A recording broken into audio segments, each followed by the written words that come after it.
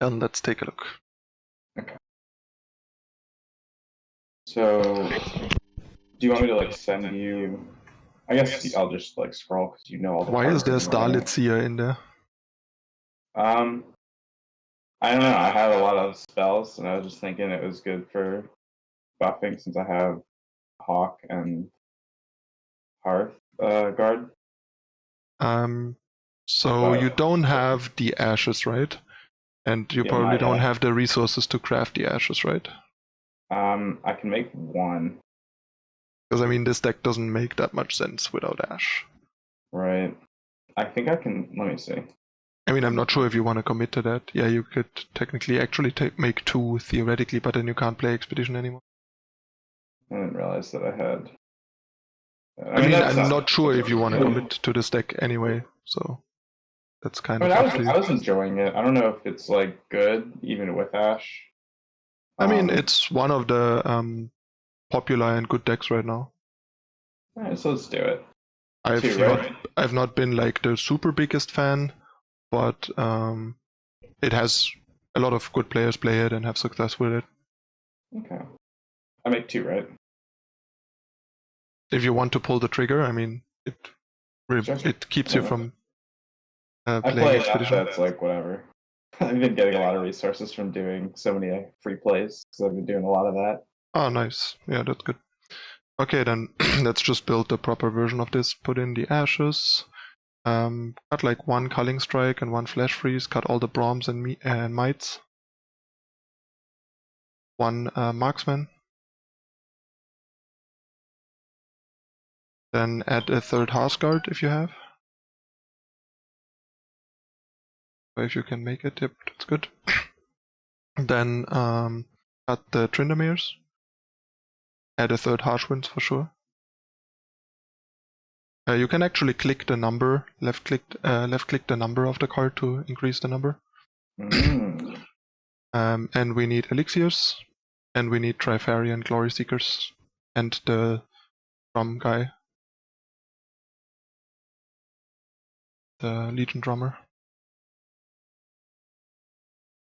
It's a 2-drop, and you don't have one, it's a commando.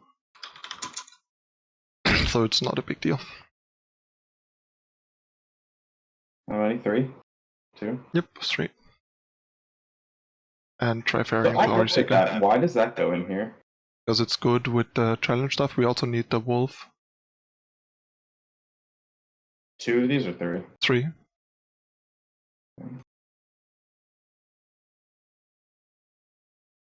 It's insane how long it takes to like from crafting to like actually updating the collection.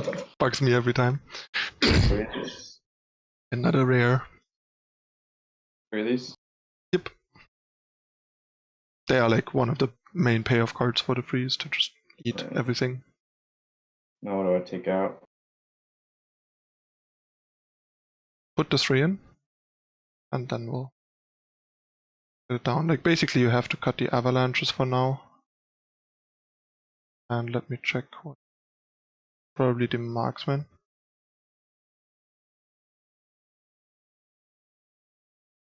Yeah, that's what I would probably try for now, but like there's some flexibility. Like I do like some strikes because Heimerdinger and Ezreal are a big deal, and the argument that it's the only deniable card in the deck is also actually not true, because Ashe's Crystal Arrow and Crystal Arrow, which I just noticed, which is kind of weird and kind of bad, is that Crystal Arrow basically skips your draw step. But it draws a card if you play it, but if the opponent denies it, you basically skip your draw step. Like against deny decks, you get a deniable card instead of your draw step, which is kind of bad. Right. But there's not much you can do about it. But that means Culling Strike has more use, and once again, Ezreal and Heimerdinger are 2 big problems for the deck, and Culling Strike is really good against those. So it might even be wrong to not run 3 strikes, I'm not sure. Right. I mean, I noticed that, especially against like any of the elusive decks, it kills everything, right? Yeah, if they don't blow you out with a pump spell. I mean, in general, it kills everything because you have the free stuff, but the problem is more that it's a deniable card. But I could totally see just going back to 3 again and play like one Flash Freeze or one Avalanche or one, I don't know, one Marksman or something in that slot. I've been really liking the addition of the Elixirs that 6-0 made, because the card is just so good. Right. And lets the deck play like more tempo and maintain board better, and has even more ways to protect its challengers. And like the Legion Drummer, like you attack with a Challenger and Legion Drummer, then they have a block on the Legion Drummer to trade, you Elixir, and it's like you have like six 1-cost burst spells that turn trades in your favor, which is huge. Right. I didn't even realize. Okay, I didn't even think about that combination. Yeah, that's the main point. And yeah, like I'm not sure. Flash Freeze versus like Culling Sack. You a normal game? Was that intended? Whatever. Okay. You can just scoop if you want to go to ranked.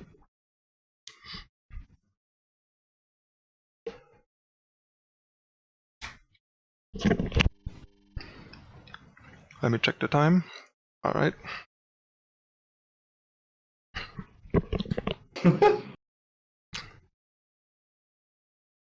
Whoops. Happens. Wait, I still get XP? That's nuts. Yeah, the loss XP if you haven't maxed out your losses yet. That's wild. All right, then let's go.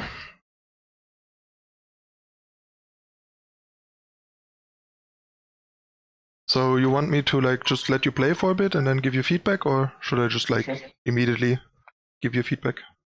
Let's start with that. Okay. Letting me play. All right. And I give you some feedback after the game. Sure. And if you have questions, feel free to ask. Oh, mulligan. I do want you to help me with the mulligan, because that is one thing that I've noticed I have no clue.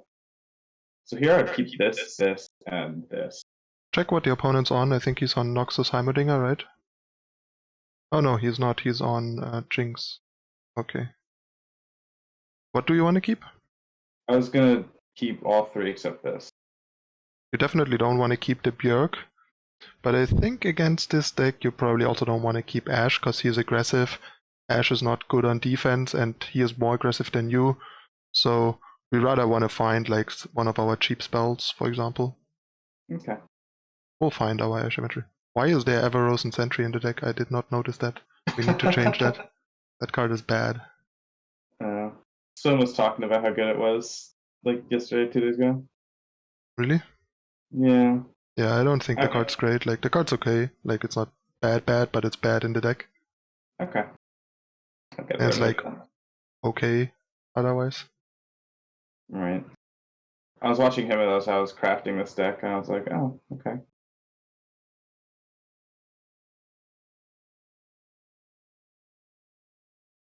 I know what we are missing. We are missing the Trifarian Assessors. The best card in the deck. Ah, okay.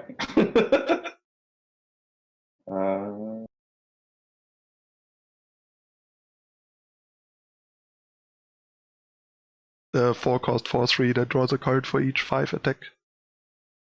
5 power unit that you have. Yeah. That's like the core engine of the deck. 2 4 cards.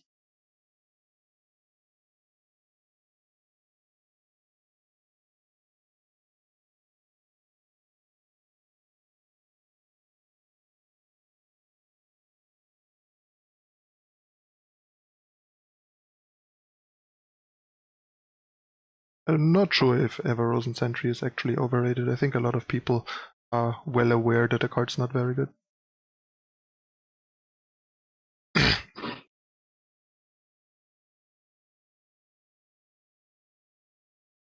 I don't know a lot of people that actively like Sentry so far. That's the other thing, like the deck mostly floats turn 1 mana, so having like these 6 1-cost spells is amazing because you have this 1 spell mana floating all the time. Right.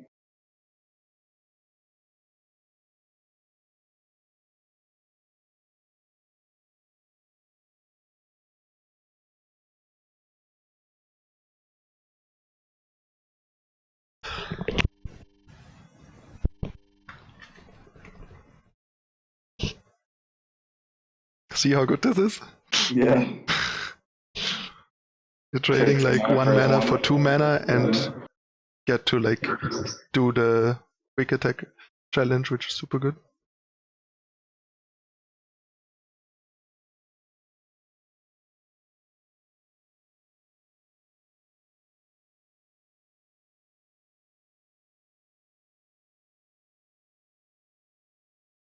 You figured it out. I was about to say, like, is this really what you want to do?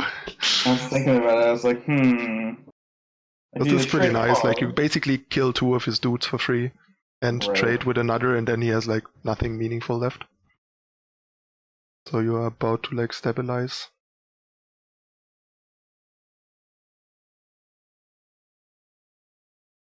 Jinx stands for Jinx. Duh.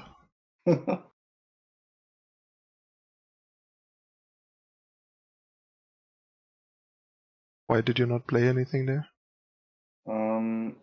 I was holding mana to see if I could just Brittle Steel Cling Strike the Jinx. That's fair. That's fair. In here, I'm not sure 1 mana or 1 damage. I guess it's 3, but I guess 1 damage doesn't really matter. Let's see. Now I play this, right? Yeah, because we're just gonna pull the stronger unit.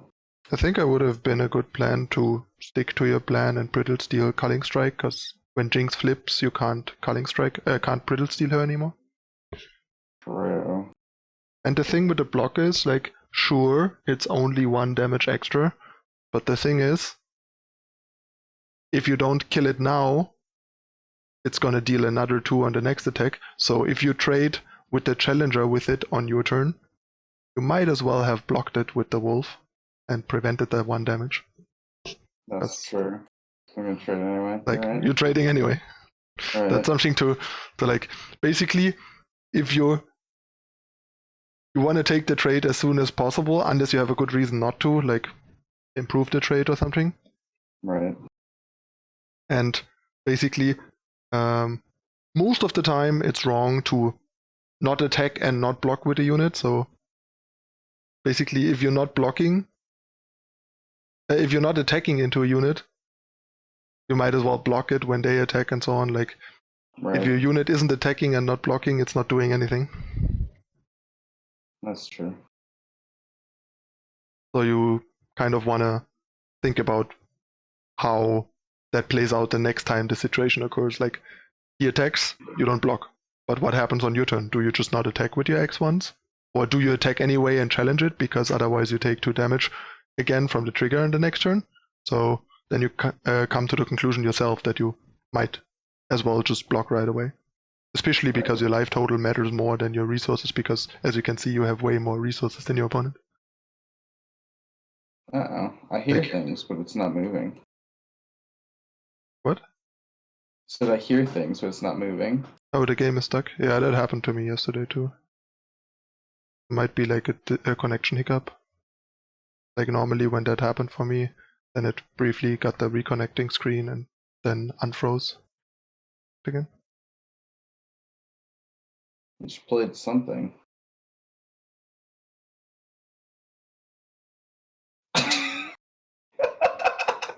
It's still not working? No, but I can play things. Because I don't see anything move. Yeah. Like, not even your mouse. Oh, really? Alright, I'm gonna try stop screen share to reconnect.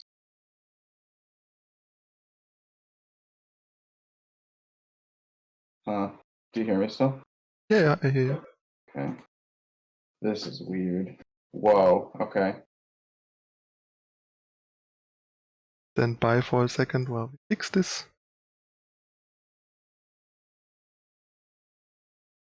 This is so weird.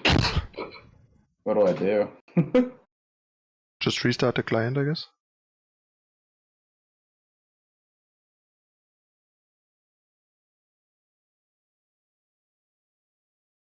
I guess this gives us the opportunity to add the assessors.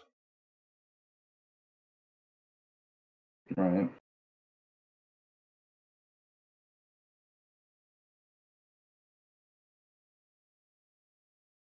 Well, that's frustrating.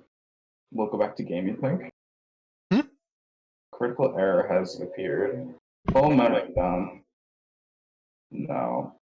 Yeah, these issues I had too. Like the critical error thing happens when the process is still running somewhere in the processes and in the background, and then it just can't start a second copy, and then it crashes. But then you can start it again because it kills. I think it crashes the process in the process. It happened to me earlier when I started the client. I wonder if it's gonna put me back in the game. Probably I lost already, but whatever. Oh my god, critical error. Try and speak a bit clearer into the microphone. Have issues understanding you at times. Alright. No problem. It crashed again. Looking through processes to see. Yeah, if there's still a process, then you have to kill the process. I don't see anything.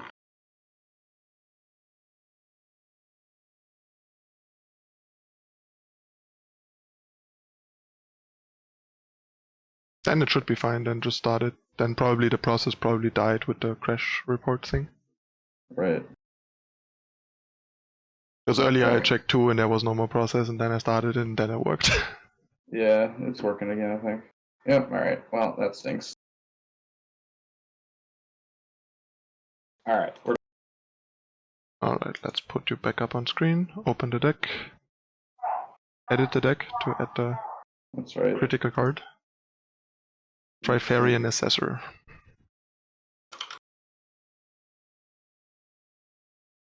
It's another rare. Gee. There goes your shards. But this is probably a tier 1 deck, so not Fine. a bad investment. Let's go. But yeah, basically this is a proactive mid-range deck, so the you basically have to try and figure out who is more aggressive, like who's faster, you or your opponent. If your opponent is a slower deck than you want to be as aggressive as possible. And if your opponent is a faster deck than you, like in the last game, you want to be like preserving your life total and make efficient trades to get ahead because you outcard them, so you have more resources. So as long as you don't fall behind on board or in life total, you should be winning the game long term. Right. Is this a good curve? Should I keep this or should I? I don't like keeping 4-drops, so ship that. And I could even see mulliganing the wolf just to have a higher chance to find cheap spells and other options, but the wolf is good, like you can just keep the wolf. But yeah, I basically don't keep 4-drops. In like some cases, and depending on hand texture, I can see keeping an Ashe, because she's just good, and if she's good against the deck that you're facing, that's great. But I rather just want to like have a flexible and good early game. And like I said, having one of the cheap 1-cost first spells is really, really good. Right. And you also want to like get your Omen Hawk turn 1 when you can and stuff. Ooh, that's sweet. Particularly nice because it's not dying to his Vile Feast, which is important. Like, you probably wouldn't want to play your 5-1 here against him. Like, if you wouldn't have drawn that, you should have played Legion Drummer because of Vile Feast.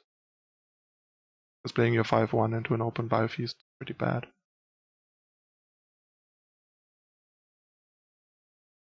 And like getting 7 damage in here is crazy. Right. This matchup is actually interesting in the sense that both decks are kind of at a similar speed and game plan. Right. So you're just trying to like play efficient, get damage in where you can, trade as efficiently as possible, that sort of stuff.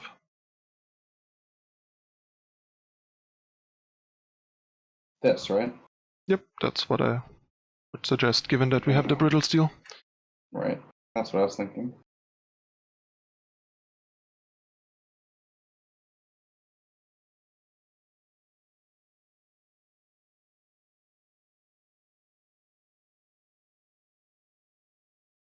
Right? And then Yeah, that's fine.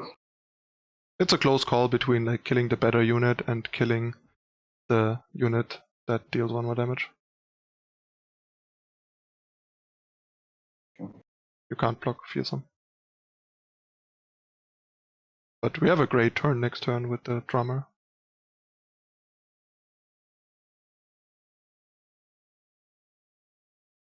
Even better, right? Do I play this? It's actually an interesting spot. Because I don't have a freeze. But I think the best play here is probably just to open attack, because otherwise he plays like a race caller with one action, which is like 2 bodies with one action, making your attack awkward, and now you get like 4 damage in and kill this guy for free, and have the backup protection, and there's like not much he can do. Like he can't even mark off the Isles, because your guy is 6 attack. So he's just like way behind.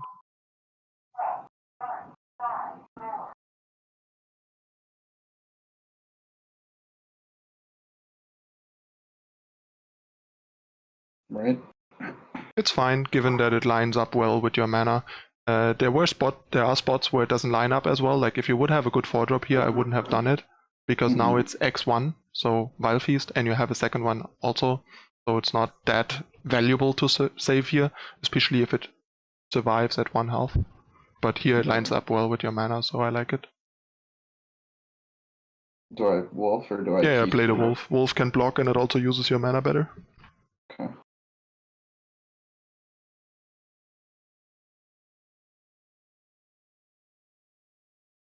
Like that's one of the things. Like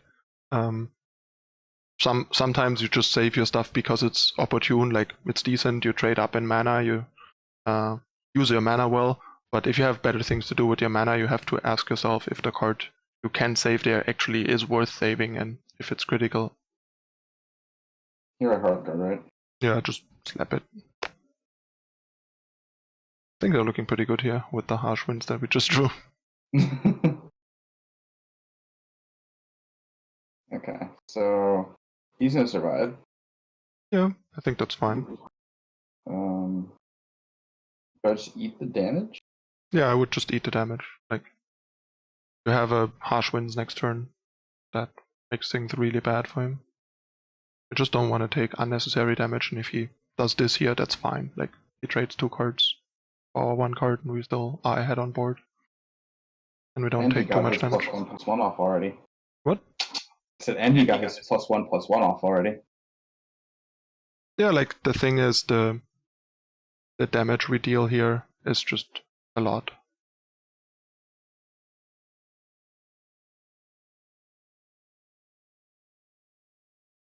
Right? That. I would do it the other way. Okay. Like, I would put the wolf to the drummer because the wolf can block. So the wolf is more important to save. Also, if he has a Vile Feast, he can't blow out your drummer unit. I harsh, right? No, actually not. Just let it happen for now. Like, if the opponent does something, you can harsh winds. Harsh winds is like a really great backup play. Like, you don't, like, why would you need to use it proactively here? You have 1 trade and 1 free kill. There's no need to use it. Only gives the opponent the chance to get like a good mark of the Isles off if they have and stuff. Right. And also we have decent use of our mana here. We can play 2 more units and then have 2 mana floating and a harsh winds in hand. Gonna be hard for the opponent to back.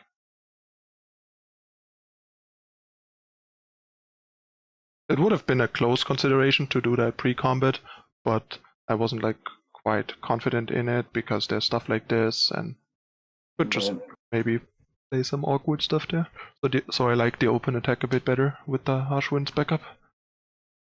Makes sense.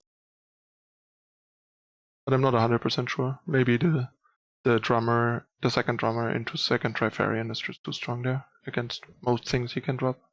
Like if he drops a Hecarim, we have the 6/1 that still kills the Hecarim, for example.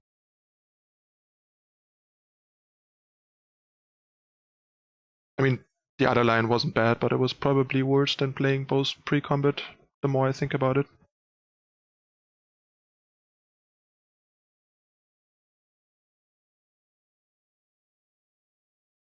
Because most of the fast stuff he can do, Harsh Winds doesn't do anything about.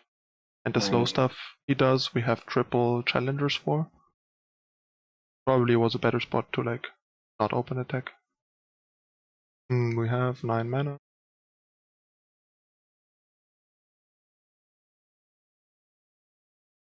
play this, right?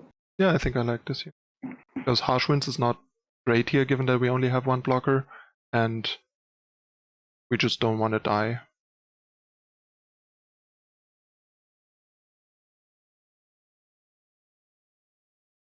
No. That's way too risky. No, the block is fine. But you also have to block with the drummer on the race. On the race, the middle. Because, like, if he has a another Mark of the Isles here, we just die. Like, there's no reason to, like, give the opponent a chance to kill us here, because I don't think the opponent can win this game long term. We're just in a really good spot here. Especially with the Ashe we just drew. Right. Oh, Ashe is flipped already, right? No. Oh no, actually not. Let's check.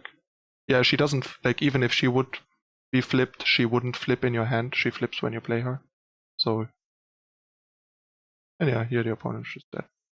We can even, like, open attack, which is safest. Even though we have the Ashe. But yeah, we are, like, super safe open attack with Harsh Winds and Culling Strike.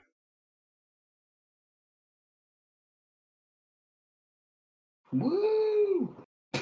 Like, I think one of the, like, biggest and most common mistakes that a lot of people will make with decks like these is use their freezes too proactively and aggressively in a lot of spots.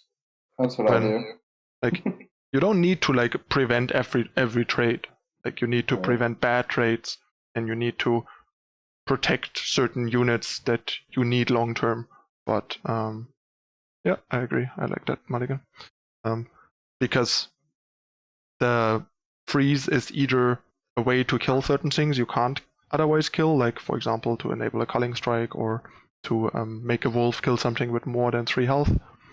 But in a lot of other spots, it's just keeping you from dying, or keeping you from being blown out with a trick. And we saw that you remember when we did the expedition coaching, how you saw that conservative use of your tricks, just attack. Better. Conservative use of your tricks often allows you to 2-for-1 the opponent, because they might proactively use the trick because you put them in an awkward spot, and then you have your counterplay trick, and suddenly they lose their trick and their unit. And then you're trading up. Yep.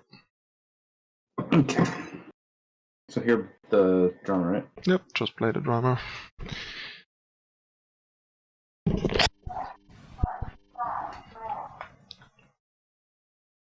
Like, for example, for him, like earlier, I think there was a prime example where you have, like, one free kill and one trade on an X1. Like, there's no need to not let that happen. Like, first of all, you're blowing half the Harsh Winds, because the half on the quick draw exchange doesn't even do anything, because it's already killing it anyway. And the other trade is, like, fine, and it's also the last trick we had. So if we blow that there, we don't have any, like, insurance in later spots. I do this right because I can elixir it. Yeah, we'll probably do that if he trades, and he probably trades, but that's fine. It's a bit awkward because then we have 2 3-cost spells and 2 spell mana, but oh well. And we have a decent sequence here long term. No, he didn't. Yeah, then we just pass. I mean, I guess you could consider Culling Striking here, but it's probably better to keep it open. Because floating 3 mana here is great.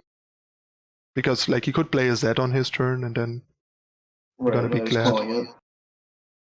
And we have a nice sequence here, like, we can play Yerk, draw another 5, then drop both 5s that we draw, and then play Assessor to draw, like, a ton of cards. At least that's what we would do against a control or a mid-range deck. Against an aggro deck, we probably just play the most efficient stuff at the best times. So we might actually even, like, play Assessor here.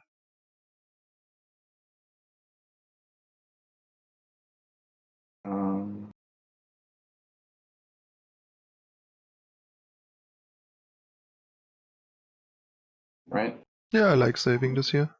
We could also let it die, but I think saving it for 1 here is decent. Especially because I would just let it happen. Because we can't play a unit this turn otherwise, which is kind of bad, and the 2 damage are not that bad. Right. And the thing is, we have 2 spell mana, and next turn we have 5 plus 2 spell mana, which means we can play another 4-drop and have a 3-cost spell open. Now you could actually have considered culling striking, because you could have used the mana to replay Drummer, but it's fine. You can also just play the 5/4. I actually like this better here because it applies more pressure on our turn, and we don't need to draw like a million cards against an Echo deck. Against a controller or mid-range deck, you wouldn't do that. You would just play Björk. Right. But here, us going on the offense, hitting him for 5 this turn, or even more with what we play. We can play like both of these, yeah.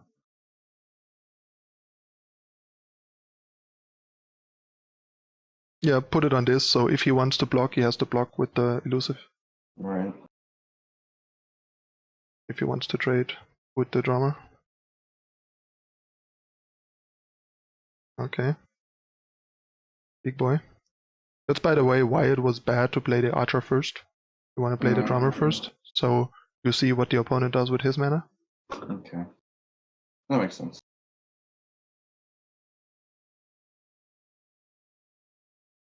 Right. Not sure how I feel about this attack. I think you just attack with the 5/4. Because otherwise his blocks are too weird. Okay. But yeah, that was pretty punishing, and also quite surprising, honestly, that he has that card in his deck, to be fair. Like, what's his champions? Is he Yasuo? Didn't see his champions earlier. Oh yeah, he's Yasuo, okay, then it makes sense. I thought he was more aggressive. That's another important thing to, like, beginning of the game. Click on the opponent's deck, check the champions if you didn't pay attention during, like, the Honestly, stream. I forgot what he had. Because, I mean, I mentioned the Z earlier that isn't even in the opponent's deck. Right. I totally forgot. Like, this block from the opponent was really good for us, for example. I think we just say okay. Pass back. Okay. I mean, he might just pass here. Oh wow. Surprising. Okay. But it's fine. Like, is that 5/5 buffed? No, the other half got it buffed. So yeah, we can actually like do this. I like doing that. Play the Trifarian, and then get in.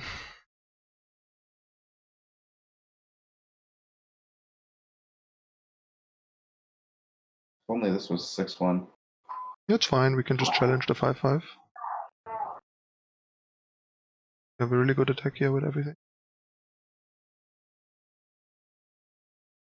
No? No. Trifarian wants to be. Right. I always forget that. And then just attack, right? Yep, just okay. I guess the opponent's deck isn't aggressive enough that passing back last turn was a good play, but there are spots where you like just can pass back to the opponent there, because we had a nice like Harsh Winds Culling Strike with the 9 mana, so if the opponent attacks we can just Harsh Winds the big guy, like the 6/6 and the 5/5, eat the 5/5 with our 5/4 and Culling Strike the 6/6. Right. Which is what I was hoping to set up, but yeah, given that the opponent is not as aggressive of a deck, he can afford to just like, okay, then I burn your mana. But it's not that big of a deal, because our deck is very mana efficient, and we were ahead on board, so still not terrible. Do I Culling Strike this? I think I like freezing it better. Okay. Since we can use Culling Strike with another freeze to kill the 6/6 if he doesn't get in combat with it. Right. Because the stun is pretty annoying.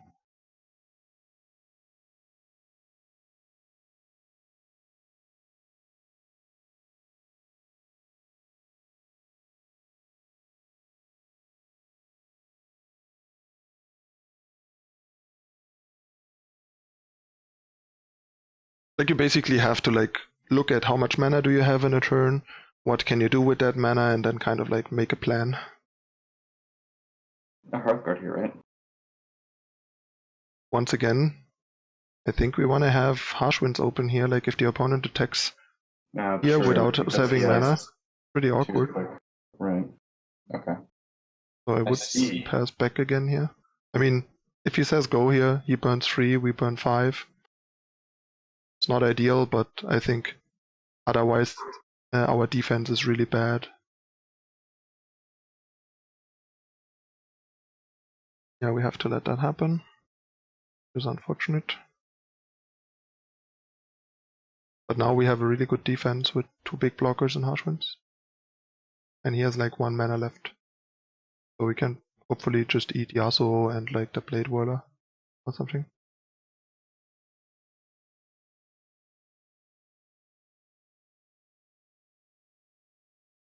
Blade Whirler. Stack is kind of good against us.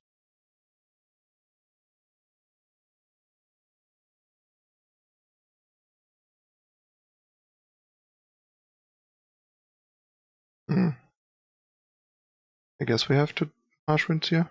Opponent is playing surprisingly well for like silver.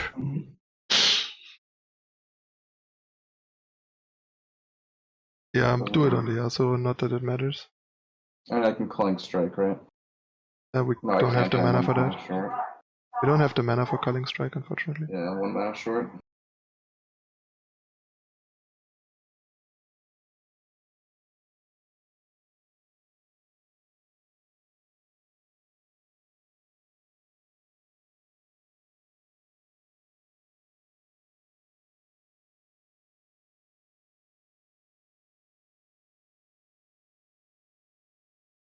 It makes me sad. Yeah, we're gonna get on now.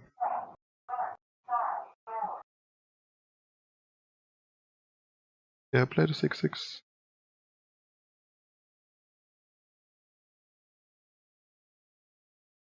That's actually decent, given that it's buffed. Potentially kill Yasuo. Yeah, we have to try it.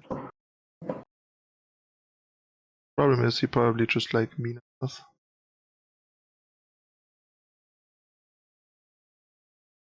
No? Okay. Not sure why he's, of all units, stunned the one he doesn't kill with Yasuo.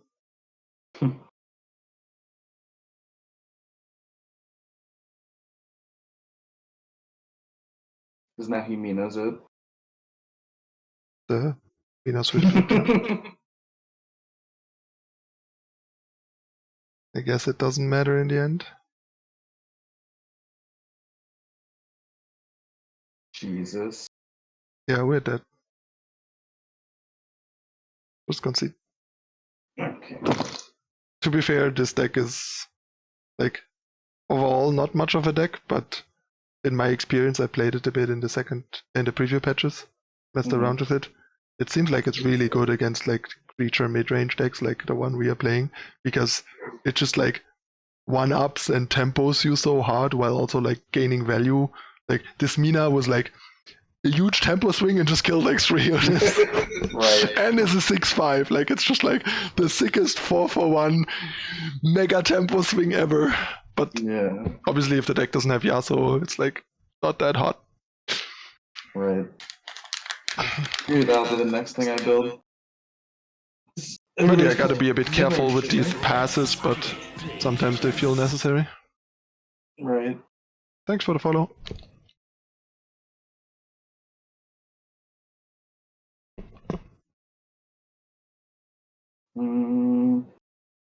This isn't bad, right? Or do I look for a 1-cost spell? I would mulligan both spells. And I would probably mulligan the Glory Seeker because we are against Shadow Isle, so Vile Feast. Ah, that's right. So I would have only kept the Wolf. Okay. I keep forgetting to think about what the opponent is. You really need to do that, it's very important in Constructed. I guess here we just play it and hope it gets in again like last time.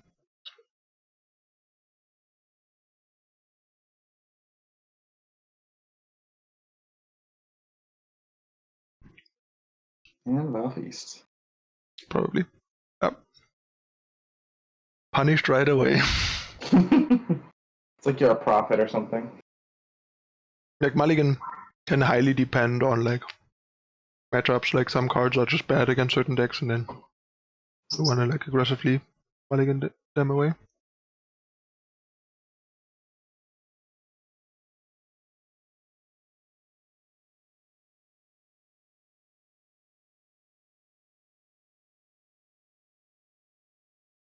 Right? Yep, exactly. Uses your mana better, and you potentially have like a double archer turn next turn.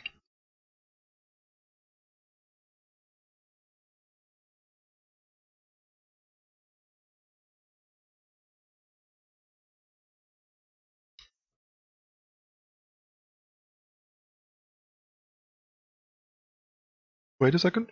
Oh. I'm not even sure if I would have archered here. Really? Might be fine to just like Björk and challenge the spider. I didn't even think about that. Because then That's we because can we wanted maybe to get a put it better as- archer turn where we like challenge one and culling strike another. Right. Do I double archer now? And Yep. then okay. Now we are committed to this line. Right. And then I this, right? Yeah. Or this. Okay.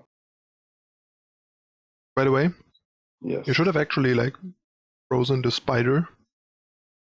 Because now he has like a good trade with the spider into the 3-1. Like you don't always want to like freeze the good guys, freeze the bad guys, so he has to trade with the good guys. Right. I mean, is there a world where I pull this now and just see if he blocks these two? Otherwise, just sit 6. I'm not a big fan of that because that kind of wastes the freeze from the archers on the units, and we can only kill those for free right now. Plus, Right. it puts a damage on the wolf if he has like another ping. Okay. Oh wait, do I kill the elusive? Because I No, I like the raise better. Okay. Oh, because of Wraithclaw. That's right. Yeah, just because they get out of hand.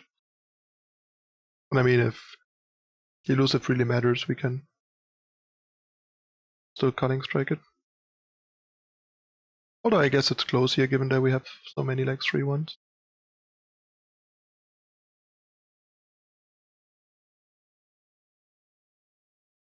That's very awkward.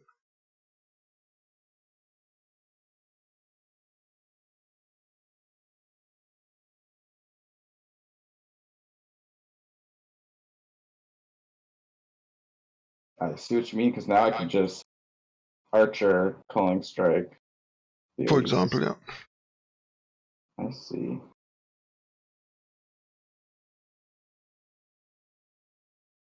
Ooh. Harsh Winds isn't worth it, right? It is worth it. Oh, it is? On this and I this. do think I like Harsh Winds a lot here. No, on the 1-1. Oh, okay. And on the... Okay. I think keeping the wolf around is pretty good here.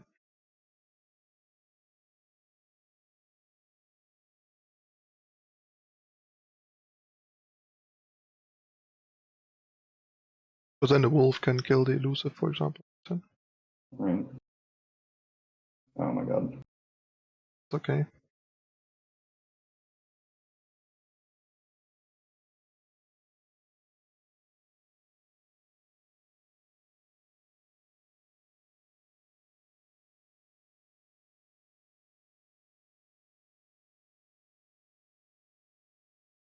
Yeah, I think we have to like play for like board presence here. Slam the Asgard.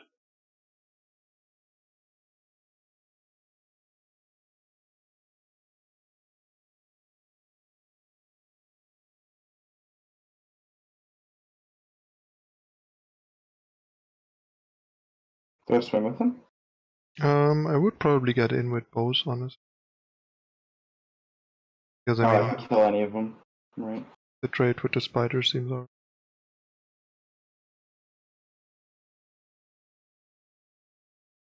And there's an off chance that something like this happens and get 3 in. I mean, he can kill the 3-1 on his turn if he wants to anyway. So you might as well force him to either take 3 damage or do the trade. You take away his decision whether or not he wants to trade his spider against it, because now, if he doesn't want to do that trade, he takes 3 damage, and as you can see, he does. That's another one of those things, like, if you don't attack here, you leave it up to him whether or not he wants to trade spider and archer. You want to like reduce the choices your opponent has by forcing the decision, and here you got 3 damage as a reward.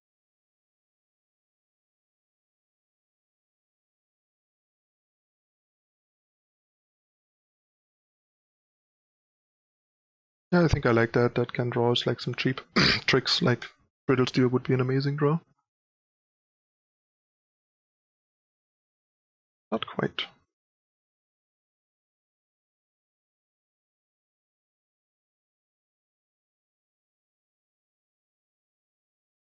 I don't hate Culling Strike on one of the elusives. Okay. Do it right now. Oh, actually, wait a second. Problem with Culling Strike here is that he has kind of mark. I guess just play the 3-2 wolf. Culling Strike is just like a bit too risky getting blown out here. This way we have like a lot of blockers, so he has no good attacks other than with the elusives, and we set up like challenges on our.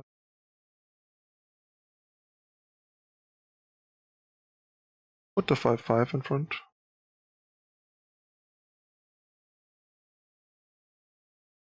He's probably trying to like Black Spear the wolf, but it's fine, we have 2 more challenges.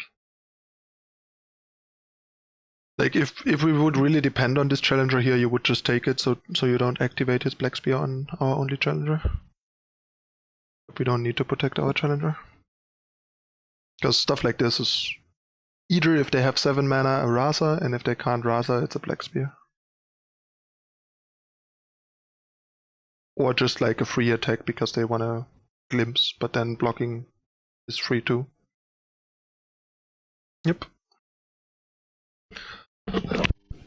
We have 6 mana, so we can technically play like the Trifarian as well and have a Culling Strike up. Plus he wanted to get the spider for Elise, which is why we probably challenged the spider with... It's also better to like Culling Strike on our turn. Yep, that happens. Because then if he Mark of the Isles, it's whatever, the unit dies anyway. So what am I doing? I think actually I like attack with the wolf on Elise here. Okay. And attack with the other 2 as well. Because then post-combat we can just Culling Strike both elusives and have a pretty stable board. Okay.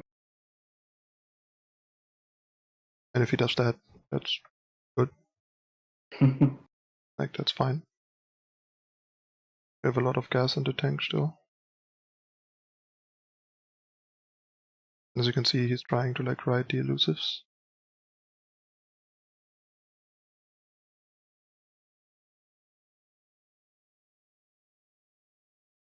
And then we can like Hearthguard Björk next turn. Am I Culling Striking? Yeah, it's now we strike both. Stabilize. And see if he has like Mark of the Isles here, it doesn't do anything. But on his turn, it means we take 5. Right. So you want to be careful with like walking into tricks that stop your answer when they are on offense. Oh, that's a nice draw. Oh, Jesus. That's annoying.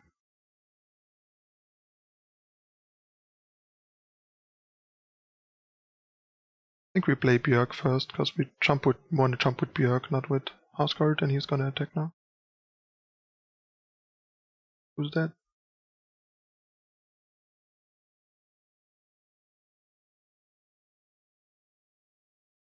That? No, put it the other way around. Put the Ledros to 1. We have to block with both. And I don't freeze, right? No, you don't freeze. It just doesn't do anything here. And we need to develop board. How far along is Ashe? 4 to 4 out of 5. So if she attacks, she freezes, which is nice. Which is why I think we play. Do we play Ashe here? I think we play Ashe here. Okay. To get her to flip? Yes, no, just so that we have like a nice open attack. We might play like Trifarian before we attack. See? That's a bit wonky given that he even plays Whale. So he has like extra deal 1 and it's only a 5-1. We have 11 mana. Oh, it's a 6-2. That's great, then play it. Play the Corsica. I thought it was a 5-1 from early. Because now it even kills like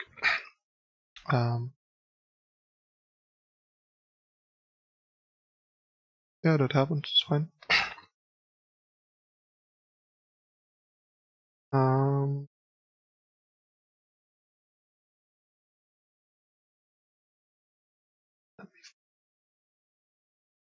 This is kind of interesting here. I think we can play the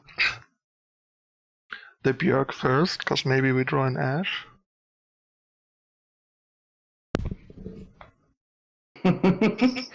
See, like a true champ.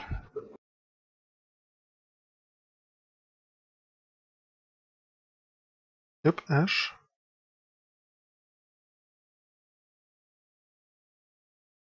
Now we have a solid attack. I don't think we want to challenge Ledros, because he can't block.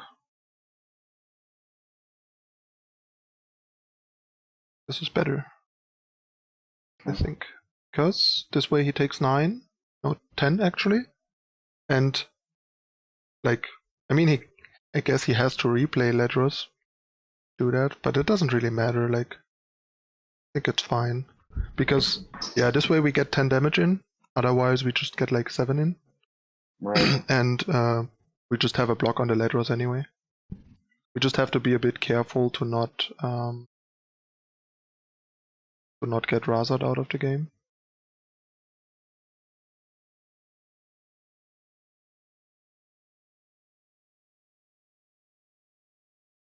That's pretty good.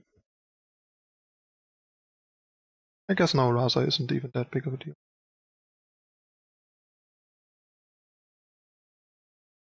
See, now we skip our draw step to get Crystal Arrow.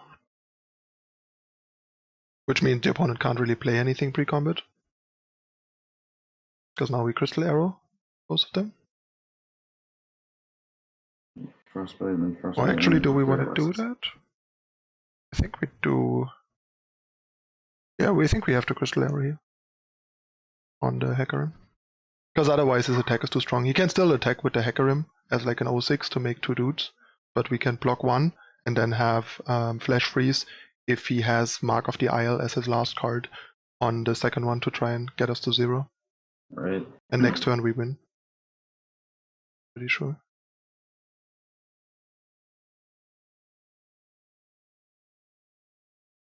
Gotta know how to play Genocide.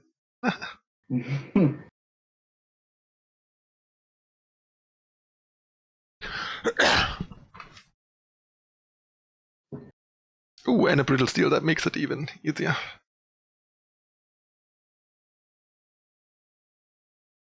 Okay, so you block one of the 3/2s. And I think we let it happen, yeah.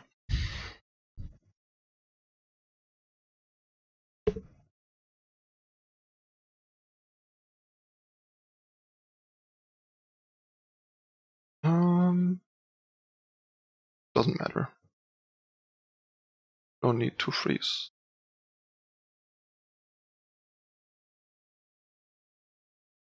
I guess there's one thing we could do. We could have Brittle Steeled on the one that we are blocking. So our Ashe isn't dying to a Black Spear now. If he draws into one. But yeah, play the Hearthguard. And then we have like a neat open attack. Oh no, we obviously play the Assessor as well. Okay. Yeah, we have a good open attack now. At least a very lethal one.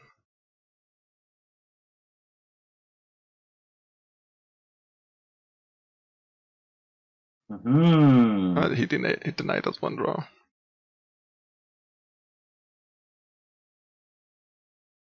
Brittle Steel the spider. So it can't block. And now the opponent is mucho dead.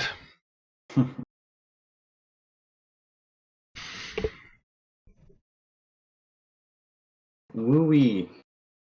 Yeah, you just have to like learn what other decks look like, what cards they play, so you can play around them. Like Mark of the Isles and Vile Feast are important ones here, and Rasa obviously. Right. So any questions so far? Anything you... No, I think mostly what I'm learning is I just need to, yeah, like you just said, just literally learn all the cards. And formulate more of a plan. I feel like a lot of the time you're just thinking like very insular, short term about like a certain card or whatever, rather than plan out your whole turn or plan out your whole 2 turns, next 2 or 3 turns.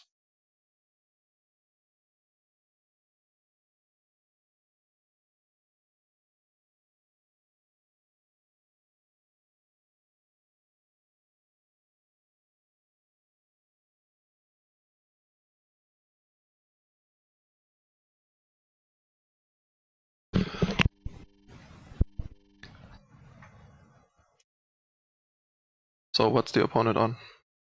Oh no, I need to see the champions. Garen Darius, holy crap, I have no idea what pile this is. This is random. Midrange-ish. Yeah. So I keep this, probably keep this. I can cycle this, and I keep this. I would definitely keep the Archer, Trifarian Archer, like is really nice combination. I'm not sure about keeping the Ashe, but I could see keeping all of those, but I could also see mulliganing the Ashe. I'm not 100% sure, especially given that I don't know the opponent's deck. So do whatever with the Ashe. Okay. We're gonna try to go quicker than them. Like his deck looks like Ashe could be fine, but I'm not sure. Wow. Look at that.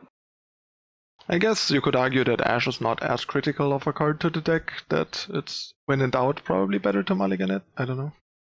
No. Why would you do that? What does that do? What does that accomplish? Prevents 2 damage. Yeah, and kills your unit. And there's probably something bigger later that you can block that prevents a lot more damage. At the very least. If that's the best you can do with the Hawk. Seeker? Actually, I think we Archer here, because you also have to pay attention to the, like when you're on the offense, like if we play Trifarian now and play Archer next turn, doesn't do anything because we can't attack. So we might as well play Archer now and maybe get a decent attack in this turn. Right. And on turn 4 we have the Ashe to enable the Glory Seeker that we play turn 3. Which once again leads back to looking how the next couple of turns play out. Yep, that's good. If he wants to brothers bond here to kill the Hawk, he's the man. This block is so bad because now we can trade with his 2/1 next turn. Like taking 1 damage there is no big deal. Blocking like this is really bad. Right. Desperately trying to prevent damage. Do I play one of the, or do I keep the floating mana because I can't block with her anyway? That doesn't matter that we can't block because we want her in play for next turn. Okay. Also, we don't have any spells. Why would you want to float mana? With that floating mana, we can't play Glory Seeker next turn.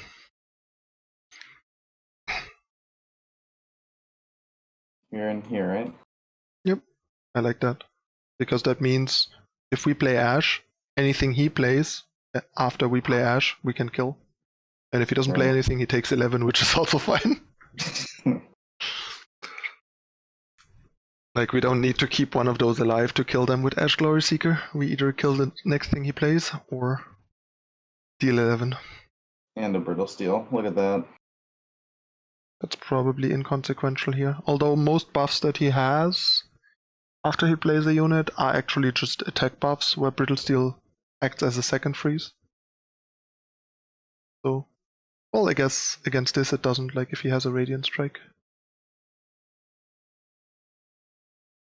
Do I even bother challenging? Yeah, sure. You don't want to give him the choice. I mean, he's obviously either gonna do exactly what you do if he doesn't want to take 6, or if he feels like he can take 6, he just won't block. Once again, what I said earlier, you wanna wanna minimize opponents' choices and force the choices. Will I do this? Yep.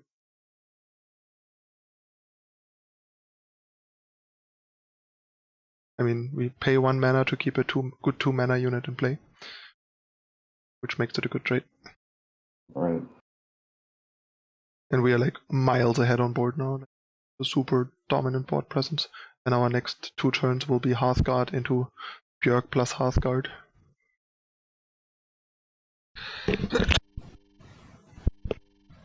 I really hate that you don't see the stats of your cards in hand. It's annoying. They have to bring it up. Yeah, I really hate that.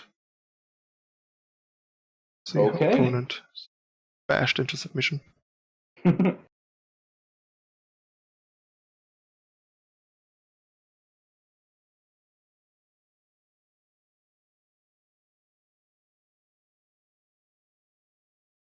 Haha. We're doing things. What's the time at? We got time for at least 1 more. Cool. Yeah, that's checked. Yeah, that's the last game for this session. Okay. Maybe we'll hit silver 3, and that'll be a good stopping point. Yep. Go do my last expedition. This matchup can be a bit rough. Spider aggro. Especially if we don't run avalanches like Sixer does. Sixer runs like 2 avalanches, but I'm not a big fan of avalanche against most decks right now.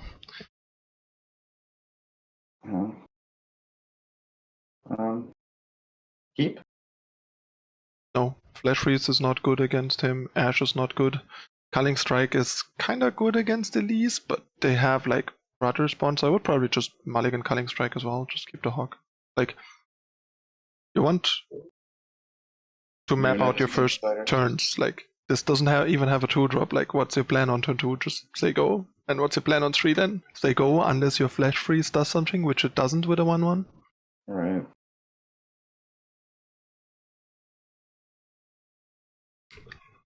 Like, most of the time with your mulligan, especially with like unit heavier decks, mid-range and aggro decks, you just wanna make sure that your first like 3 turns play out really well. That you have proactive things to do that work no matter what your opponent does. Like a 2-drop, a 3-drop, and either like a Hawk or one of the 1-cost spells. And I almost never keep 4-drops, like against some decks, like for example against the Shadow Isle mid-range decks, I can see keeping Ashe. Against control decks, maybe keeping Björk is fine, or Assessor, because you want to just like grind them out.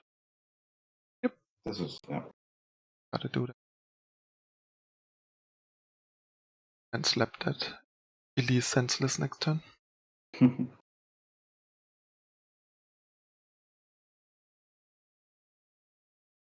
Don't press OK, please. Okay, I have no idea why this Elise is not attacking, but if she would have attacked, we would have traded our 1-1 against the spider, against the 1-1 spider, so he doesn't get too many spiders. That's why I said don't press OK, because it's actually important to trade our 1-1 against his 1-1. Why just open attacker? I don't see the point of open attacking here. We can just play the second challenger. This one is. I like the wolf better, uses our mana better. Okay.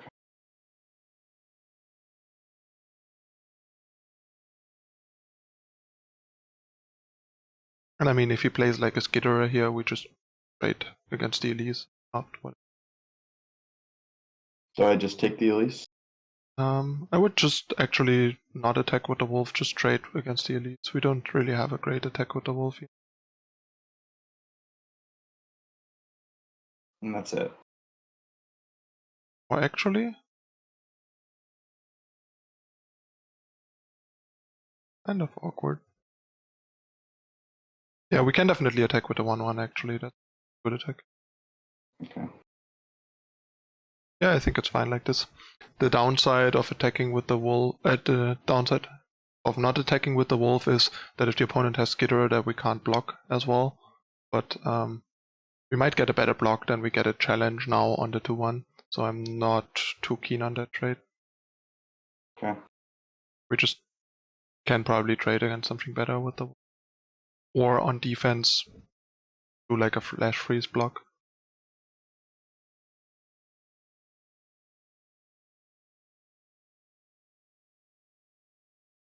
And do stuff like eat 1/1 spiders. Right. The Assessor is buffed, right? No. No, it's not. That makes it a whole lot worse. See, this is for example something that we are looking to instead of the 2/1.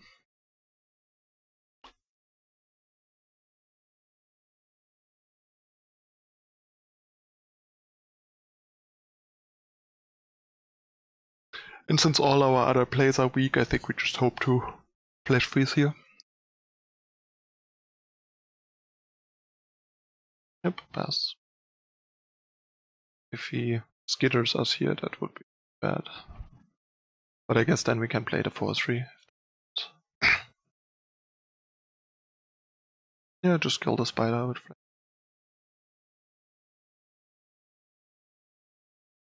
Opponent has a pretty good draw.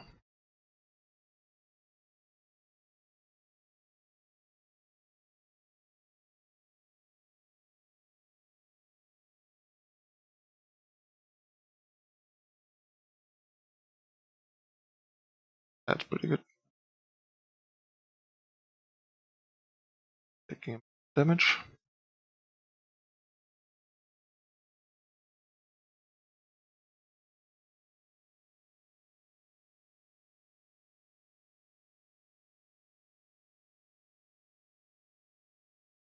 Hmm.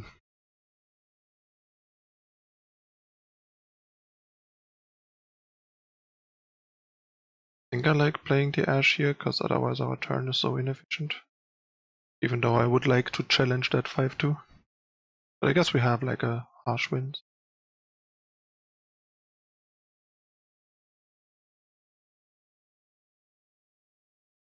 Attack, right? Yeah, there's reason to really. If he blocks here, that's kind of good for us, because then we get to kill 2 units, like one on offense and one on. And I guess it would suck if he had like a trade here, but even then, it's also damage we are not taking. I think all in all, it's a net plus.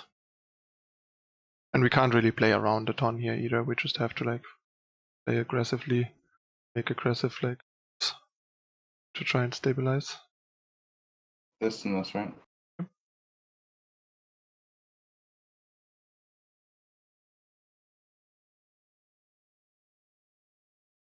Yep.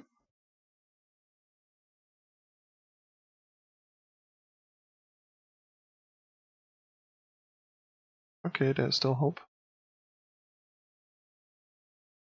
Actually, I might pass back to him. Because he has so much mana, he's not gonna say go. But we don't want to show him the Trifarian before he maybe plays a Darius here.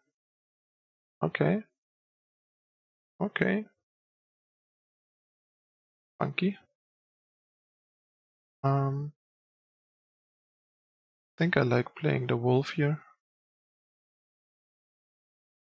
I think we don't really need to play. Yeah, we just need to make sure we kill the rest of his shit.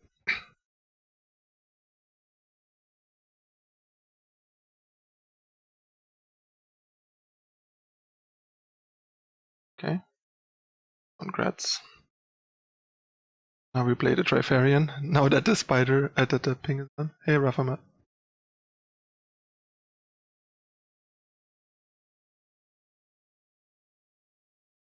And then we get in. Kill the 2 big spiders.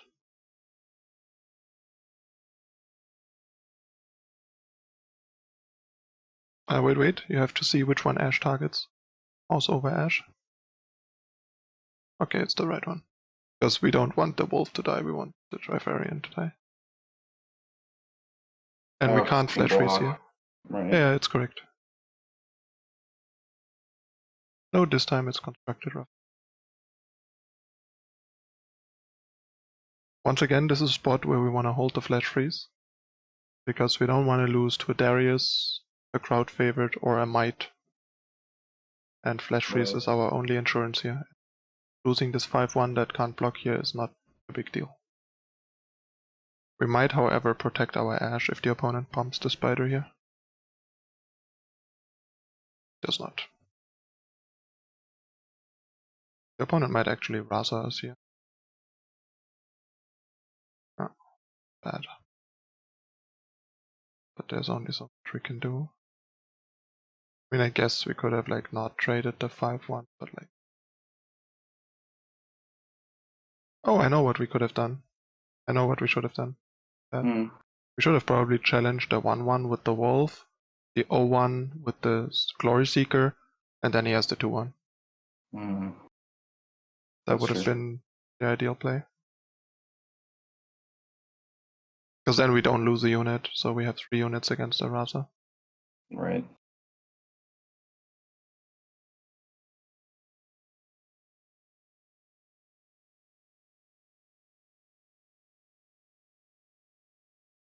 Oh, that's so good.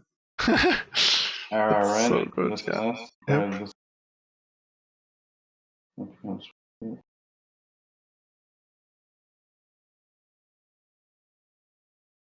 That was so good for us. Nice. Because being forced to flash freeze here against this open attack would have really sucked. I like Archer here on the 1-1. So that if he wants to attack, we get to trade with a better unit.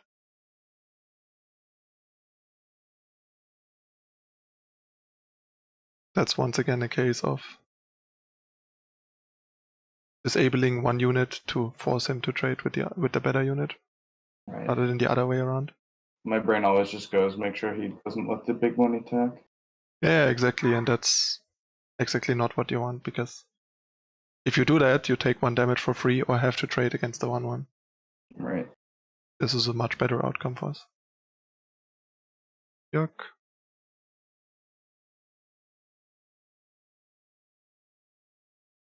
Draw.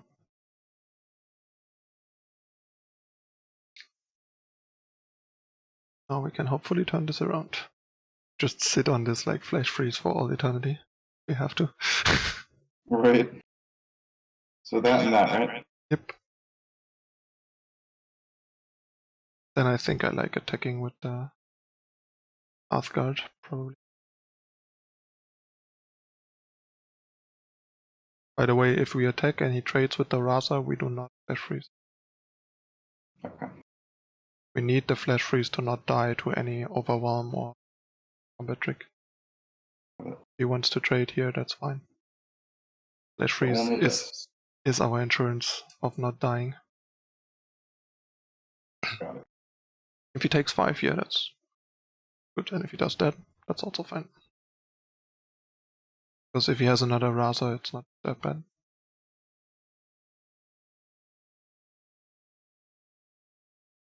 And I mean, we can't play around Rasa forever. See? This is what we flash freeze.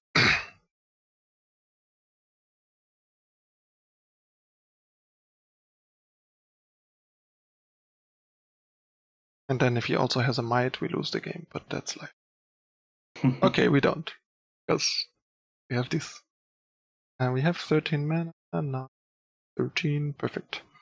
Which means you can let that resolve, and then you can play another Assessor.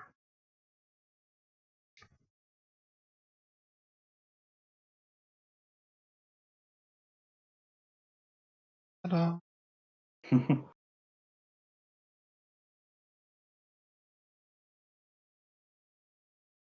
No? Yes. No? Put your force 3 in front. Why are you not blocking? Okay, and now I think we want to Ashwins. Okay. Music is back on after the coaching. And now we have the Flash Freeze as backup if he has any tricks. Right. And now you can play the drummer. Oh.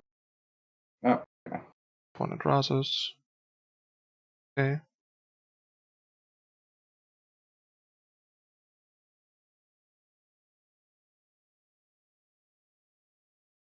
Okay.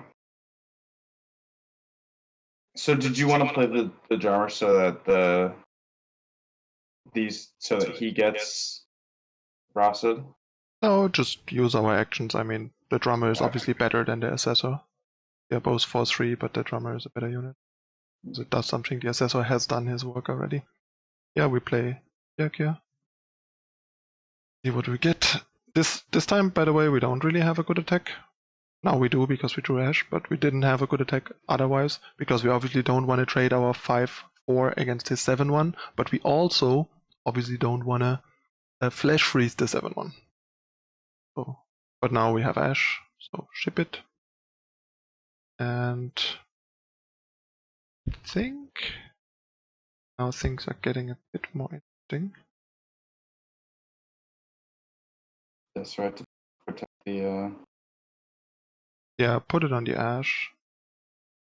And I think we can attack these 3. Actually, just attack. Attack with everything.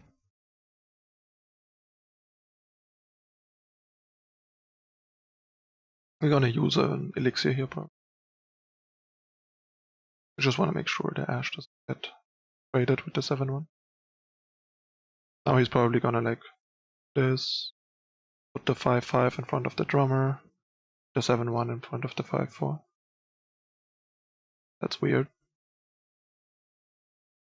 I mean, that's good for us because it means we can elixir, because we don't want to flash freeze. Because once again, flash freeze is what keeps us alive. on this, right? Yep. I think it's worth it to just keep this around, have a wider board to win quickly. Also better. I mean, he has played 2 Rasos, it's unlikely that he plays 3. 2 people play 3, but it would be pretty nuts.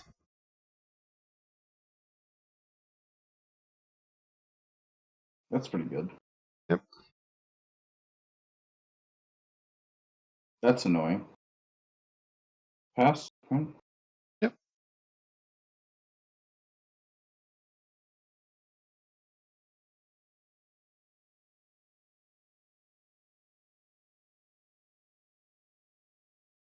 This here? Yeah, I like that. And put the Ashe in front of the Rasa and just freeze both.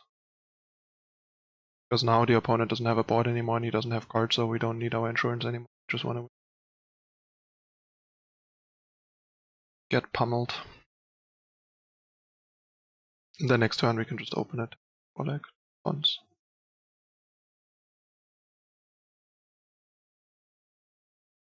One off lethal. Depending on what we draw, we might not open it. We open attack. That hawk is not good enough. Wait. Yeah, it's right that way. Matters because if he draws like a Mark of the Isle. We just don't want Actually, it doesn't matter. It doesn't matter. It's fine. Just attack. Mark of the Isle can't kill Ashe anyway. And the other, if he like trades Mark for the 1-1, for the 4-1, who cares? Now we play the hawk.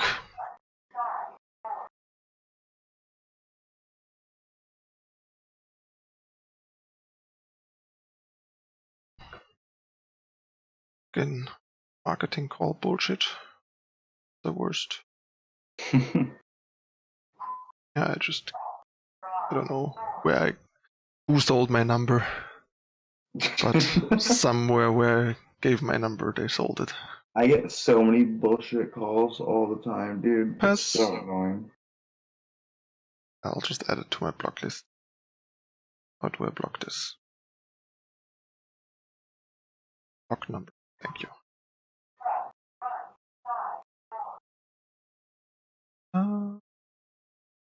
You can put the Ashe in front of the Elise.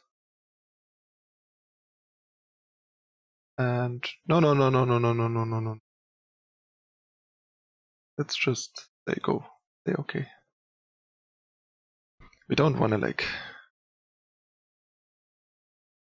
get hit by shit like this. Now you can build. Okay. Oh, that's what you're waiting for, because he shouldn't die. I mean, he anyway. can mark off the Isles on the Elise to trade with the Ashe, but I'm fine with that. But like against Brothers Bond and Might and stuff,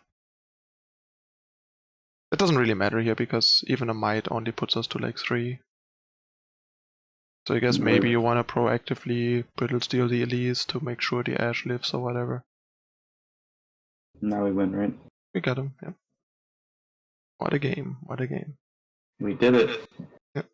Yeah, and like what you could see here is that it's really important to like be as aggressive as you can while playing defense, so your opponent needs to start blocking. Like you saw, your opponent got into spots where he had to block, so that's when your units eat an attacker and eat a blocker, then suddenly your unit is blocking twice against an aggro deck. So using offense to play defense can be pretty valuable in spots like that. Got it. Okay. Cool. So yeah, any questions at the end? Anything you would like to? No, I think I'm just gonna play more and learn the cards better, I think, and pay attention to what the opponent is playing and try to see if I can guess some of the spells that I have to look out for. I'm gonna work on that for next time. Yeah, and like keep in mind, plan out your turns. Don't use your stuff carelessly. Right. Use it when it's actually valuable, and obviously if you have 2 or 3 freeze effects, you can use them much more liberally than the last one. The last freeze effect, or in other decks similar effects, you might need to or want to hold on for as long as possible and rather just like let units trade than use it, because then you don't have any trick anymore to handle whatever the opponent might throw at you, like a 10-5 Darius. Right. And he couldn't do anything about it once I froze him. Yeah, right. Like I mean, he has like some random tricks, but they are not enough. Like we still don't die, and Darius trades with our unit, and that's all she wrote. Like if he gives it +2/+2 or +3/+3 there, it's like Mark of the Isle means it dies anyway from the ephemeral, and like with Brothers Bond or Might, it becomes a 2/5 or a 3/5, and we blocked it with a 5/4, so our 5/4 doesn't even die, and Darius dies anyway. Right. So he only has this like 1 attack, and not enough pump to. He doesn't have defense pump, like he doesn't have stuff like back-to-back and those colors. With back-to-back, it would be a bit different. Okay. Like against stuff like back-to-back, you sometimes have to proactively freeze, especially with Brittle Steel, because you can't respond to back-to-back, and once they're back-to-back, you can't Brittle Steel anymore. Right. Alright. Alright, thank you. You're welcome. Thanks for taking another lesson, and hope it was helpful again, and yeah, we'll see what we do in the next coaching session. Right on. Alright, I'll go back to watching. Back to the regular programming then. Yeah. Thanks, man.